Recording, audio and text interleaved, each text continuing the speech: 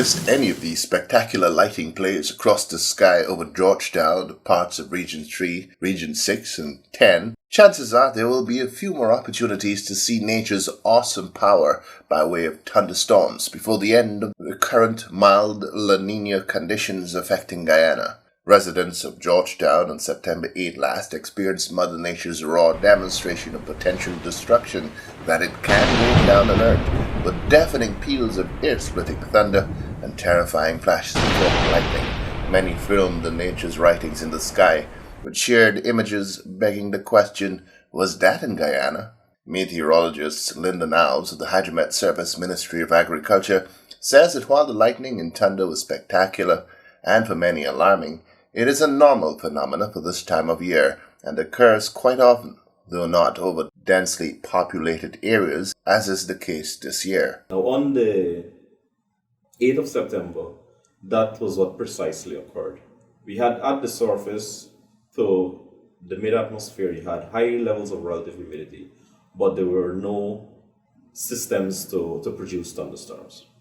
However, with the diurnal heating, we did have some thunderstorms developing inland of coastal regions, and later on in the day, towards dusk, around 6 o'clock, we had an upper level system moving into the area.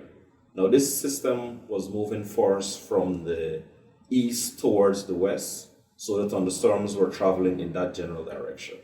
However, just about 8 o'clock in the night, that system stopped moving towards the west and moved towards the north of Guyana, towards the coast. So that resulted in the spectacular phenomena of lightning and thunder, the thunderstorm that was experienced.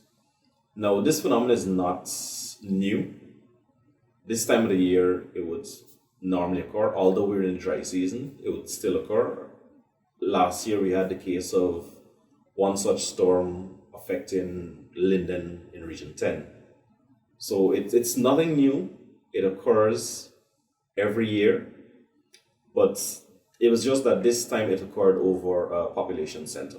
Generally, it would just occur, as I said before, in parts of Region 7, 8, 10, where the population is sparse and persons don't really notice it. According to Mr. Owls, heavy moisture content in the atmosphere during the day often leads to the buildup of deep convective clouds that result in thunderstorms, as is the case now over several parts of coastal Guyana.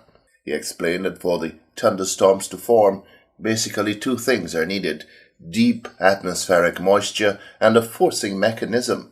So, basically, for thunderstorms to form, you need two basic ingredients, two things to occur.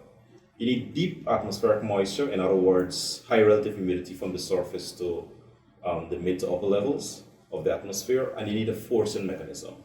Now, when I say a forcing mechanism, you need something that could take that moisture throughout the atmosphere and force the thunderstorms to grow and develop.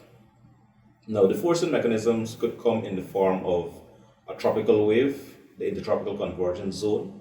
It could come as localized effects, such as orographic lift. Orographic lift is nothing more than the winds hitting against the mountain and are then forced to rise. In addition to that, you could also have diurnal heating. That is, the sun rises, it heats up the surface and forces the air to rise, and hence the clouds, the convective clouds are developed. So, of lately, from the end of last month to about up to present, there has been a lot of moisture in the lower levels of the atmosphere. However, the upper atmosphere is dry, or for most of the time it was dry, and then there's been no large system that can cause this forcing to occur. For example, the ITCZ is to the north of us, and the tropical waves are also passing farther north of Guyana in the Atlantic. So the weather that we've been experiencing is basically orographic lifting and daytime heating. Now, these phenomena would normally occur in the afternoon, anytime after lunch when the day is hottest, it will begin to occur, and it will affect places like southern parts of the coastal regions. That would be inland of regions 1 to 5 and 6. Also, parts of regions 7, 8, and 10 could also be affected by these phenomena. From September through to November every year is usually a period of relatively dry weather conditions, transitioning from the period of rains that span the months of May through to July or August. This year's wet season saw above normal rainfall in several parts of the country. In some places, as much as 100 mm fell in one day. These included several bouts of high-intensity rainfall that resulted in flash floods and flooding in several low-lying areas. As Guyana transitioned into what was supposed to be the dry period, people began to complain of the unusually hot days and nights. Mr. Komal Chan Dairam is a specialist meteorologist at the Hydromet service. Most of you will recognize the temperature in Guyana has been warmer than usual in the day or in the night. And that is correct, what you are feeling. We have been forecasting above normal temperature. At this time of the year, we usually experience high temperature, and the coming month in October, going into early November, we will also experience high temperature. This has been forecasting over the past months, and we will continue to forecast this because of the predictors that we use in the oceans that is responsible for the temperature in Guyana. So now, instead of a dry spell, the outlook for the September to November period is for mild La Nina conditions to prevail across Guyana, with a possible strengthening of La Nina towards the end of the year on into January of 2021. The seasonal forecast for the remainder of the year, it's above normal rainfall.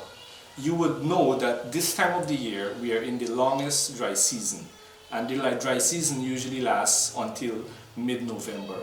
But however, you would have recognized some intense rainfall, some lightning, etc. What is responsible for this is that we've been experiencing a mild La Nina. On the forecast, we are forecasting mild La Nina going on to be a moderate La Nina. What does this La Nina condition means for Guyana? It means that the Christmas rain that you will usually experience, this will be one of the year that you will experience this high intensity rainfall. In addition, we would have forecasted the normal amount of rain days. However, some of these days will experience higher than usual amount of rainfall, meaning it could reach up to 100 millimeter of rainfall per day during the Christmas season.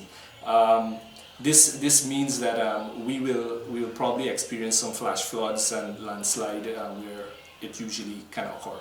Farmers are being advised to log on to the Hydromet's website at hydromet.gov.gy for information on expected weather for their part of the country, with a view to better planning of crop establishment and other agriculture-related activities. Of special use to farmers are the seasonal outlooks, which cover up to 3 months of forecast, the Farmer's Bulletin, Drought Bulletin, and daily weather forecasts.